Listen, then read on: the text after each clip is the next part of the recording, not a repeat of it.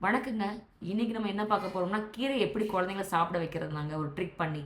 இன்னைக்கு நான் பாலக்கீரை தான் பண்ண போறேன். அந்த பாலக்கீரை பூரி, பாலக்கீரை சப்பாத்தி எப்படி பண்ணேன்னு காமிக்கிறேங்க. பாலக்கீரையில கொஞ்சம் ஜீரகமும், ஒரு மிளகாயும் உங்களுக்கு எவ்வளோ காரம் வேணுமோ சேர்த்துக்கோங்க.